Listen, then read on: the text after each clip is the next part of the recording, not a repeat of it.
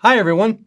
I'm Rich Lucy, Senior Prevention Program Manager here at the Drug Enforcement Administration's Community Outreach and Prevention Support Section. And welcome to this episode of Prevention Profiles, Take 5. Very excited about today's guest, a repeat guest, but we haven't had him on in, at least a couple of years or so. And some things have changed in that time. We'll tell you about that. So let me announce that Dave Closson is today's guest, and he is the founder and owner of DJC Solutions, a modern-day consulting company with a combined focus on serving substance misuse prevention professionals, law enforcement officers, and military veterans across the United States. He is the author of Motivational Interviewing for Campus Police and was chosen as one of the few Veterans of Foreign Wars #Still Serving heroes nationwide. Dave was the very first director of the Mid-America Prevention Technology Transfer Center. In launching the PTTC, he served as a prevention catalyst, empowering individuals and fostering partnerships to promote safe, healthy, and drug-free communities. Dave also previously served as assistant director of the Illinois Higher Education Center for Alcohol, Other Drug, and Violence Prevention. And Dave brings a unique experience to substance misuse prevention, having served as a university police officer at Eastern Illinois University. Dave was deployed as part of Operation Iraqi Freedom, and while spending a year in Iraq with his infantry battalion and his recon team, he earned the Combat Infantryman's Badge and was awarded 2 Army Commendation Medals, one for valor and one for meritorious service. And with that, Dave, welcome to the podcast. Thank you very much for that introduction and the invitation to join you for another conversation. Always a pleasure. Absolutely. And of course, I always have to thank you for your service. And we're going to talk a little bit about that. But we got to talk about your news first. I said, things have changed over the last couple of years. And I think the biggest change happened just a couple of weeks ago. You became a new dad. Yes. Oh, my goodness. Absolutely. A nice little 5.5-week surprise. Came a little early, but doing great and loving every minute of it. And I like to tell folks that I've been training my whole life for this moment, especially working in prevention. And that's kind of shaped and prepared me for fatherhood. So I think we'll see. Yeah. Well, we also know that in prevention, you need to be flexible. So I'm thinking that's true in parenthood. So, there's that parallel there. Yes, indeed. Yes, indeed. Great. Well, we're going to just jump right in. The first question is about your personal story. I know it. We've talked about on and off camera, before. I'll share that with our viewers. So you're very open about sharing your personal story of suffering a traumatic brain injury and challenges that you faced with PTSD and alcohol misuse following your combat deployment. And with June being PTSD Awareness Month, I'd like to touch on that as we get started. So what would you say to the prevention practitioners, our viewers, who need to be mindful of this when working with students who have recently returned from a military deployment, or maybe not, but still are suffering with PTSD and they're struggling with these issues? Thank you for that question. And it is such an important one. And just a little context for folks that may not have gone back to listen to the past episode where I really shared my story. But I was deployed to Iraq when I was a junior in college. And like you said, Rich, I had that traumatic brain injury from being hit with an IED, being blown up. But after that year-long deployment, I jumped back into college right away while I was struggling with that traumatic brain injury, post-traumatic stress, and alcohol. So that's a little background and context into kind of my story and why I get very, very passionate about this topic, because it is so personal to me. And for our listeners, I really would start with really trying to understand the unique culture of the military. I mean, it is a world all into itself, the language, the customs, the values. And when veteran service members return to civilian life, it literally feels like stepping into a different planet, more or less jumping right back into college even.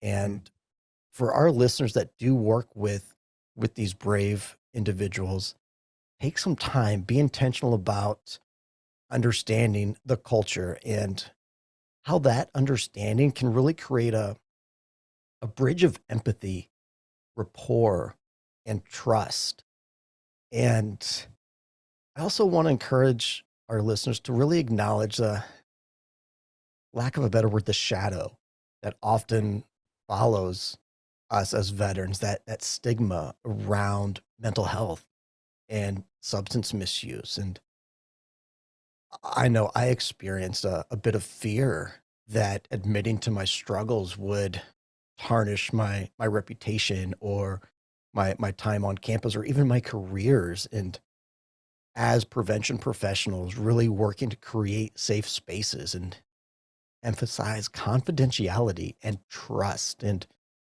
work to really normalize seeking help. That is one of the big reasons why I share my story of my struggles and my growth and my journey to help normalize that it's okay to seek help. And I can keep going on. There's a couple other things I want to just touch on too, because this is such a personal topic to me. Absolutely. Yeah.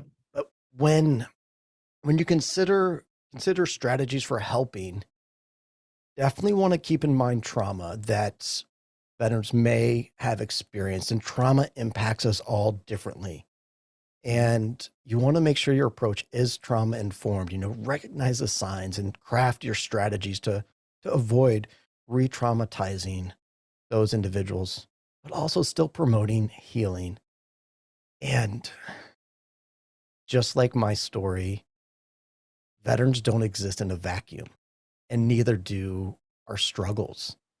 PTSD, alcohol misuse, substance misuse as a whole often coexist, co occur with other physical or mental health challenges. So it is vital that you really adopt that holistic approach and consider the whole person and all of their needs. But, oh, yes, and peer support.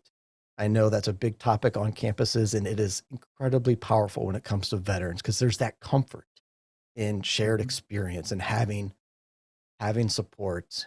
And when you're thinking about support, don't forget about the families. They are an oh so important key part of their support network. And if you can involve their families, it'll create that additional layer of support. But I also go on the flip side as you work with your veterans, as you engage your veterans. We've got some amazing skill sets: discipline, routine, goal oriented, mission oriented, selfless, service oriented, and tapping into those to helping build up those positive strengths can really help us feel like we belong and thrive on campus. And Mhm. I'll hit pause um, because like I said, I'm so fired up about this and I could talk about it for days. But just remember, our veterans as well, we're all diverse.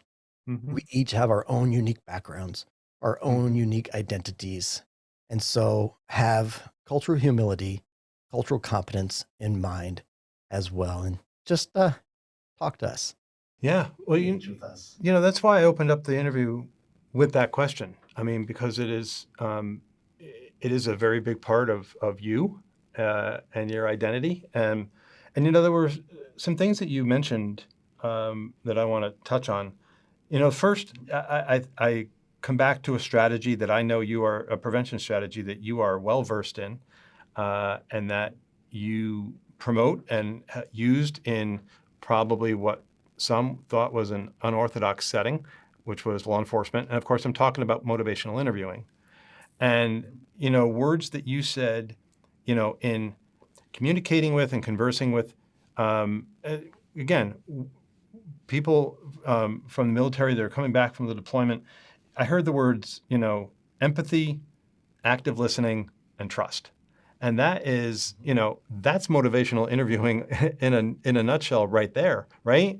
But it seems like prevention practitioners who especially are trained in that, but I think are naturally situated with that skill set. Wouldn't you think?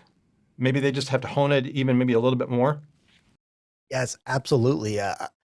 Somewhat general statement, but I feel like it comes almost natural to prevention professionals, being that we care and we want to create that inviting, inclusive, safe campus environment for all of the students. And I would just encourage them to be intentional. It's easy. alibi. It's easy, wink, wink, cough, cough, when you're having an MI conversation to be intentional about empathy and that Mhm. active listening. But also, I encourage you bring that into your day-to-day conversations with students, with veterans as well. Make it a point to make that a part of your everyday communication practices. You've got that skill. Y'all got it. So just lean into it. Mhm. The other thing that that's really, I feel, underlying this whole conversation is, and you mentioned mental health. We know that more and more students are coming to campus with pre-existing mental health conditions. We've known that for several years, even before the pandemic. We were seeing that trend, and I know that when I do my presentations and such, and a lot of that was born out of the work that I had done while I worked at CSAP with our colleagues in the Center for Mental Health Services at SAMHSA. It's because alcohol and drug misuse is so closely aligned with mental health, right? I mean, you really kind of have to have both things, as part of the conversation. Absolutely. I could jump on a soapbox and just get so fired up about that, especially when it comes to serving veterans.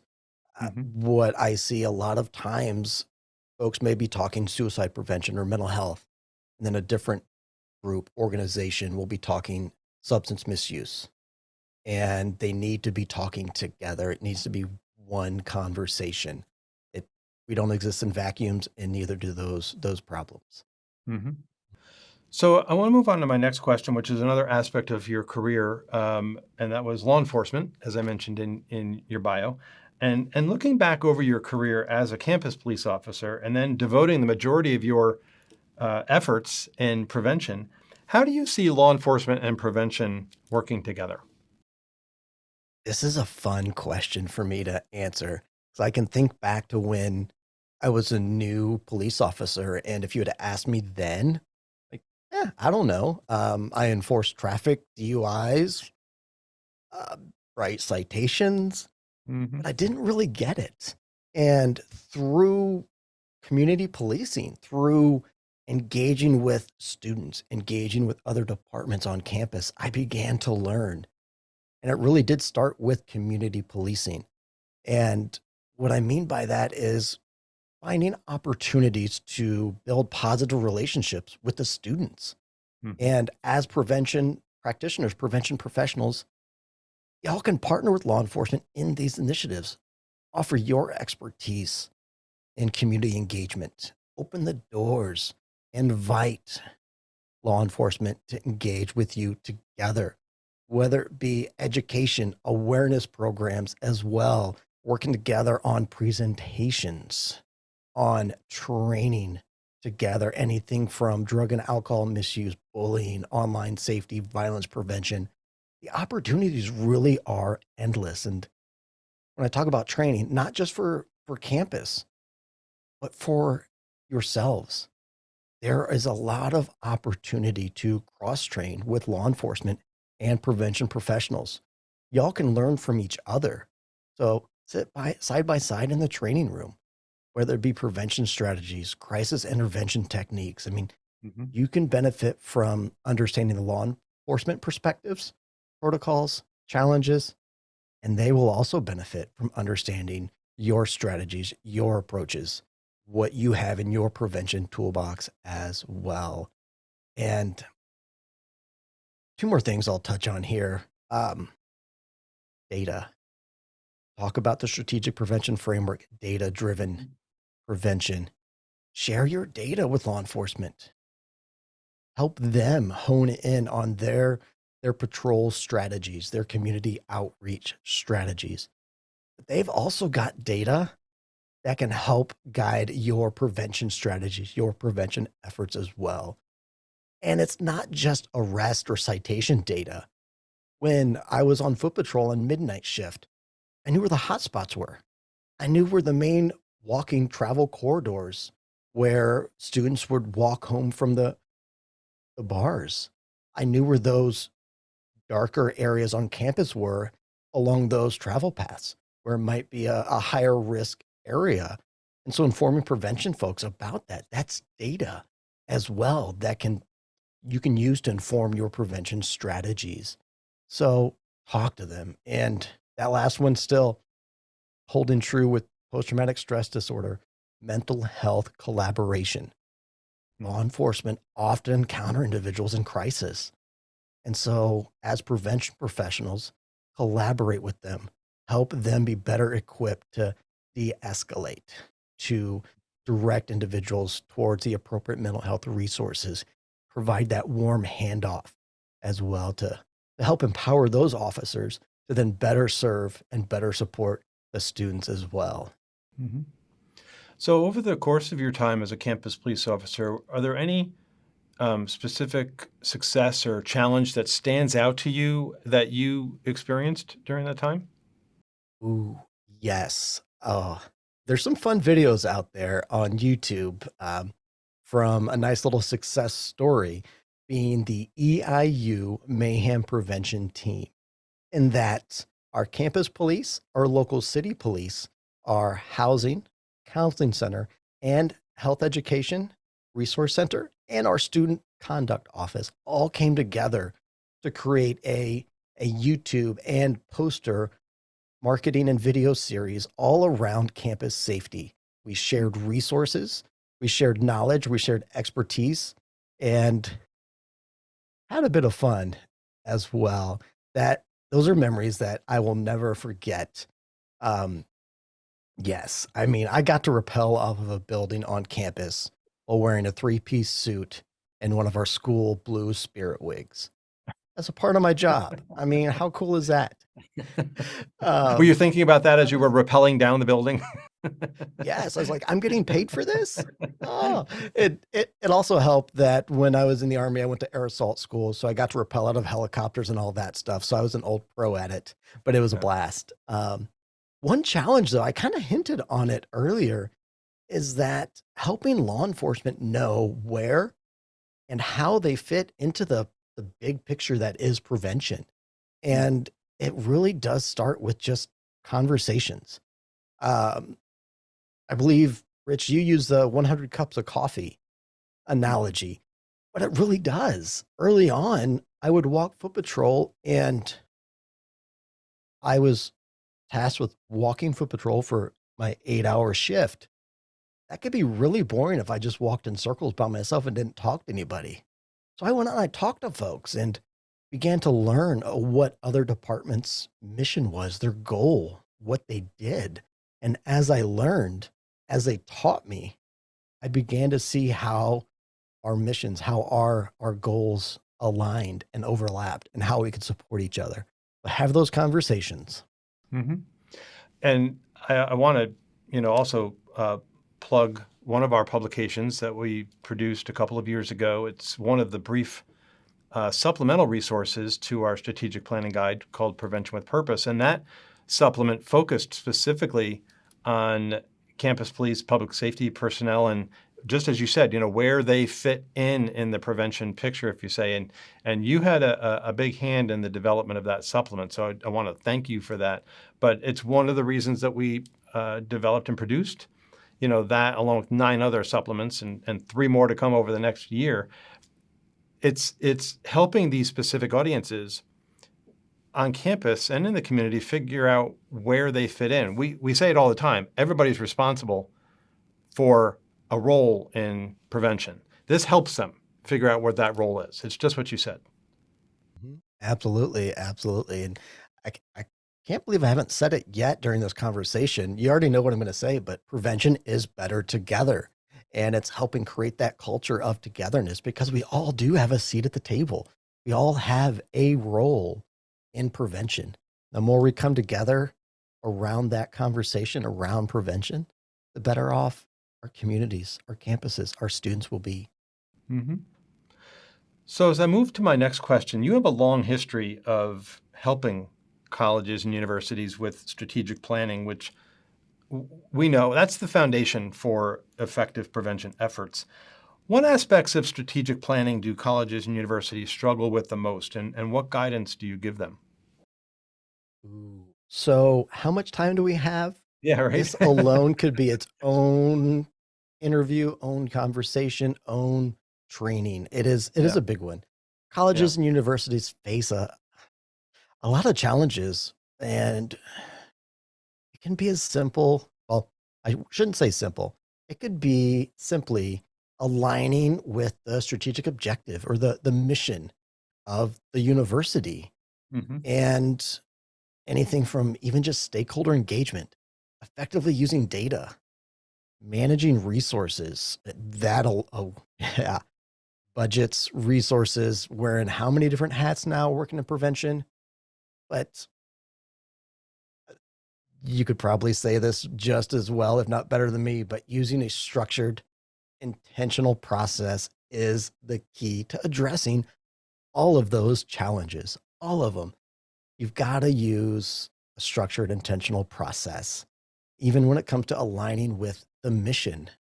You want to make sure your strategic plan does reflect the core values and the mission of the institution. It's okay to revisit the mission statement, and every goal and every action in your strategic plan, you should be able to tie that back to that mission. In Mhm. that example, when I was at the Mid America Prevention Technology Transfer Center, which I still have to practice saying, um, we had our work plan, but we had our bigger mission was to create a culture of community across our 4-state region so that we could come together and support each other in our prevention efforts. And I was able to articulate, to tie how our communities of practice, all of the training workshops, the podcast we have as well, all supported and aligned with that bigger picture of creating that culture of community. So you can do that as well, just on a campus. How Mhm. does one of your programs, your initiatives, your marketing campaigns, your social norms campaigns align with, support the institution's big picture objective and mission? Kind of going down that too, stakeholder engagement. You and I have talked about this at conferences, and it is oh so important if you want to have effective prevention programs. And you want your strategic planning process to be inclusive.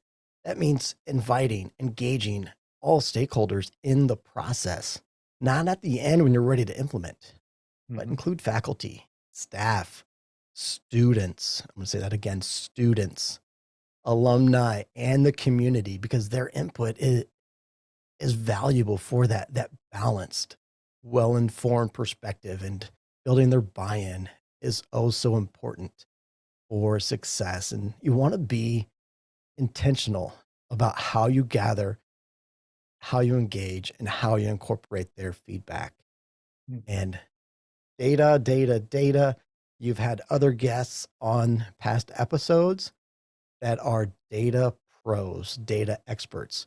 But be sure to use that data driven decision making. And the example I shared earlier about my data as a police officer walking foot patrol, it might not be Mhm. captured in a survey, but that's data too. So Right. keep an open mind when you go to collect and even just gather what data is already out there. And I know I mentioned resource management. Every strategic plan does need to be realistically achievable with the resources you have, Mhm. the financial resources, the human resources, the physical resources.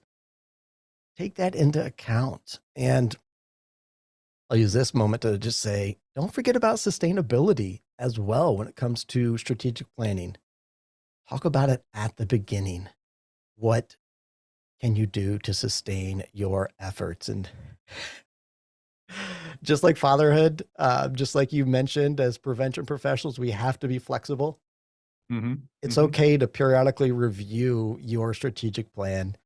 You might have to pivot, likely will have to pivot, might have to flex, Mhm. but be intentional about checking back with it, reviewing it on a regular schedule, regular Mhm. frequency to make sure it's still relevant and it's still effective. And lastly, for this one, I mean, like I said, this is another one I could go on for a long time, but strategic planning It's not a one-time event. It's not a one-time activity. It is an ongoing process that requires that regular review, regular adjustment. But be sure to keep your process structured and intentional and keep your mission in sight because it can be done. Mhm. Can be done. Yeah. I mean, we know that each of the SPIF's 5 steps come with their own set of challenges. We know that. And the 2 underlying foundations, you mentioned sustainability and certainly cultural competence and cultural humility. There are challenges around there. I want to hone in on one, capacity building, because that's often a step of the strategic prevention framework that I hear people are struggling with. But as we talk about in the guide, I know you've presented on this before. Capacity building really comes down to resources and readiness. All right, it's the 2 R's. I want to focus in on readiness. Can you talk a little bit about what that means in terms of capacity building?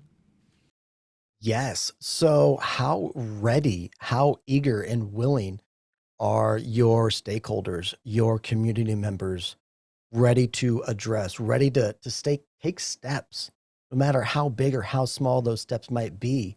And that what can come into play when it comes to readiness? What is it? Their knowledge or awareness of the issues at hand. I mean, as prevention professionals, we're looking at the data. We're always thinking about it. And because it's part of our job, right? It's a big part. But our other stakeholders might not be as aware of what's happening. You talk to a faculty member that is only on campus during the daytime. They might not know what goes on a Friday night, a Saturday night at, say, 1 in the morning. Mm-hmm. Their awareness might not be as high as, say, a police officer that works midnight shift on the weekends. And so if you think about how ready they are to take steps to say, yes, we need to do something, it's going to be different because of their perspectives, their insights, and kind of where they're at with their awareness. So my next question is something that you just touched on, and I want to drill down a little bit further on it, and it's about stakeholders and their involvement.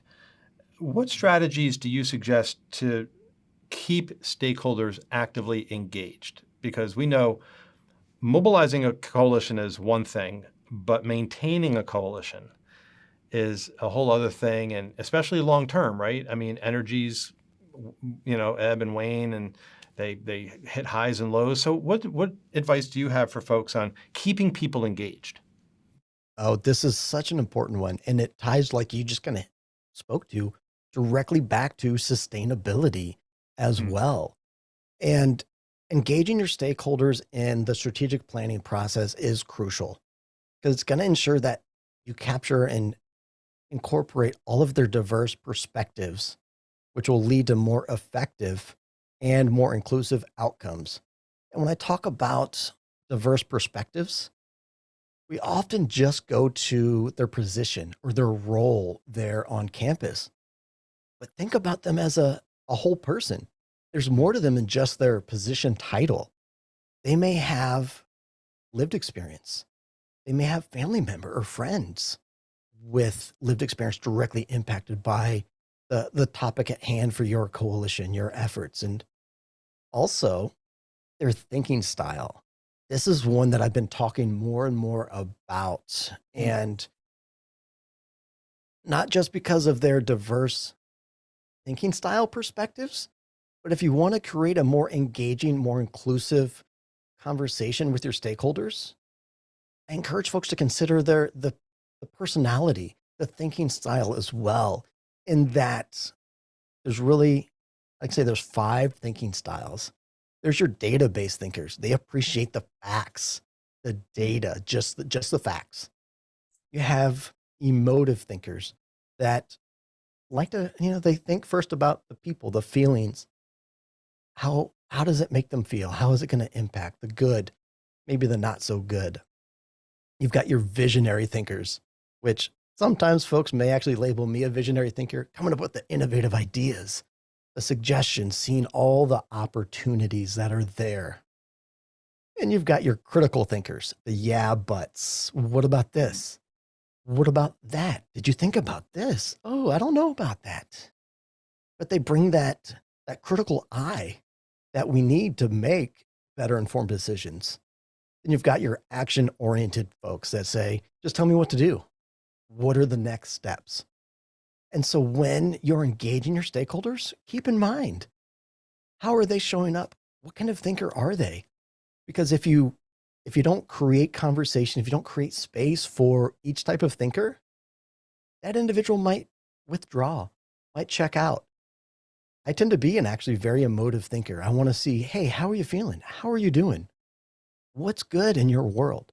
But if we come to our coalition meeting, our task force meeting, and it's, all right, let's get down to business. Here's what we need to do, without the chance for me to check in and feel heard, share what I like, what I don't like, or even just have small talk, that's going to impact my engagement. I might want to disengage. Or if it's a meeting just for the sake of meeting and there's never any action items or next steps, those action oriented folks may actually disengage a little bit as well. And so you want to create space and engage all different thinking styles so folks can share their voice, can feel heard, can feel valued, and be included. And that's going to lead to more informed, better decisions, and ultimately more effective and more inclusive outcomes as well. And I could go on and on about regular communication frequencies, keeping them informed, updated. Mhm. But that's the biggest one, is having the inclusive conversations, inclusive meetings, not just based on position or title, because that's going to lead to collaborative decision making. That's Mhm. going to lead to really recognizing and valuing each individual's contribution, because you do need all thinking styles to make those better informed decisions. You need them. So acknowledging, recognizing, and just really being inclusive in your strategic planning, inclusive in your conversations, inclusive in your stakeholder engagement. That's where it's at, because that's going to, that's going to really drive home and promote that sense of ownership Mhm. and commitment to the prevention efforts. And yeah, something I'm also passionate about, hence why I'm kind of rambling. So I'll hit pause. No, it's okay. It's the first time I've actually heard you identify and elaborate on these 5 types of thinkers, and I am going to steal this. Um, and we do that in prevention, right? I say we beg, borrow, and steal all the time in prevention. There's I don't even want to call it a 6th type, but when I heard you talk about the critical thinker, it made me think of the cynical person, right? And it's not so much a thinking, but you have they're likely not part of the coalition. Maybe they are, but it's the naysayers. It's the folks that will never work. That can't work here. How much? I mean, you don't want to dismiss people like that, but I'm of the mind that, all right, maybe a little bit of energy to try and make your point, but I don't think you can spend too much energy, because I'm of the thought that maybe changing their mind, getting them on your side might be futile. What is your thought on that in terms of the cynics in the group? Oh, we could have a great conversation here, in that I would encourage folks to give them a voice. Let them share that, oh, that'll never work. Let them be a cynic. It's okay. Because as you let them be heard, they'll feel valued Hmm. Hmm. and they'll feel included. And that, you don't need to come at them with oh, I need to change your mind, you're wrong. But invite Hmm. them into the conversation with all the other stakeholders, and know that their perspective behind that cynicism, there might be some wisdom. There might be some Right. insights. And so I would encourage our prevention leaders, our prevention practitioners, to bring more of a facilitative leadership approach, in that create the space, bring the process, and let the group, the stakeholders, all share. And through that process, that cynic will be heard, they'll feel valued, they'll be included, but the group will ultimately lead to the decision, the implementation of whatever your decisions may be. So don't dismiss them, but also don't challenge them. Hmm. Invite them, and let the group wisdom Mhm. work through and lead the group to that decision, whatever it may be. Mhm. Yeah, we could go into that quite a bit. Well, it's great advice, and thank you for that, because we know from decades of prevention science and working on these issues, one of the basic tenets of coalitions is that people will support what they help to create, right? And so I liked what you said about don't stifle the voice. We do want to hear from all the voices.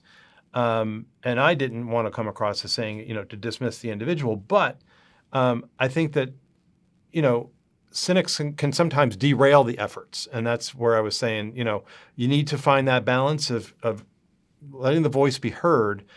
But as you said, walking that fine line, ensuring it doesn't get you off track of your strategic planning. Mhm.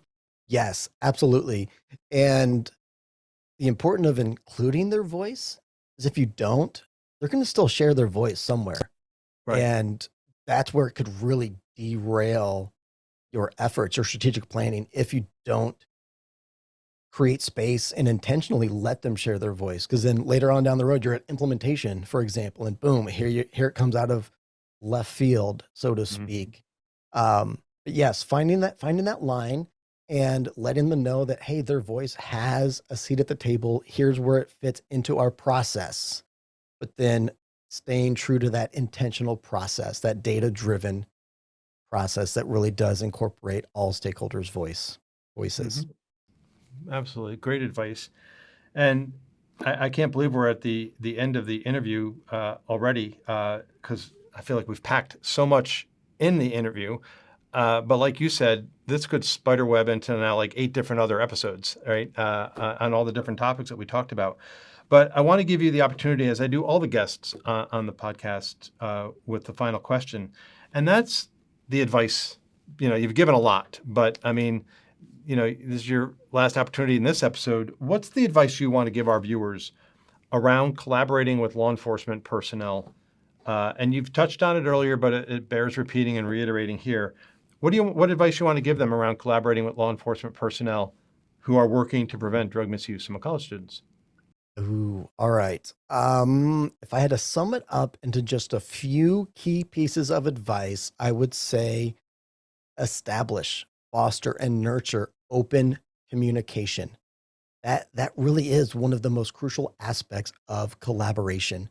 Developing those relationships with your law enforcement, understand their approach, share your perspectives, and build mutual respect. And that all starts with communication.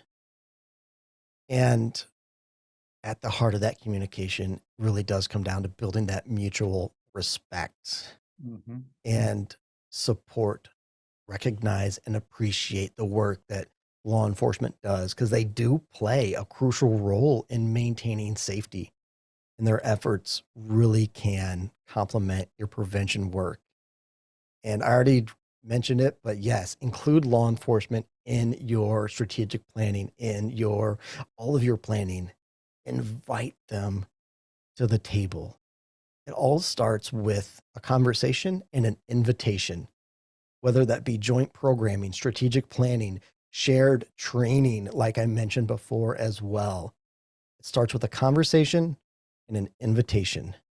Just remember that the goal is a safer and healthier campus environment and working together, respecting each other's roles, having that open communication and trust, we can all be oh so more effective in preventing drug misuse among college students because prevention is better together. Well, we're going to make sure that we include that soundbite, in the show notes.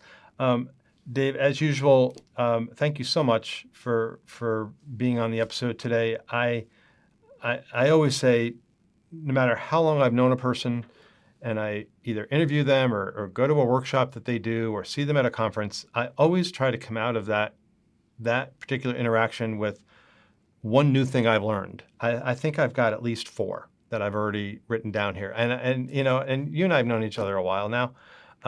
But From the DEA perspective, I want to thank you for your contributions to the materials and resources that we have developed specifically for the prevention professionals who are working on this topic.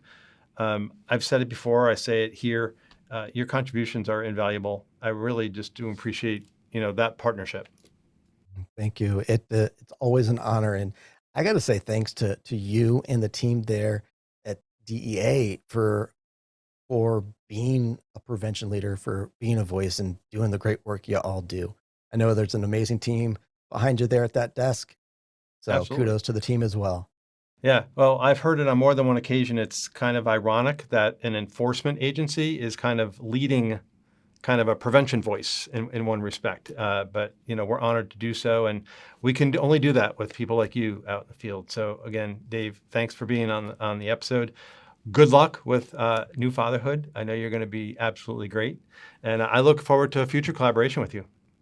Absolutely. Together's better. Thank you very much. Sure thing. And to our viewers, thanks for tuning in. I hope you enjoyed today's episode, as well as all of the episodes that we have filmed and recorded as part of the whole Prevention Profiles Take 5 series. With that, I will say thank you and have a great day.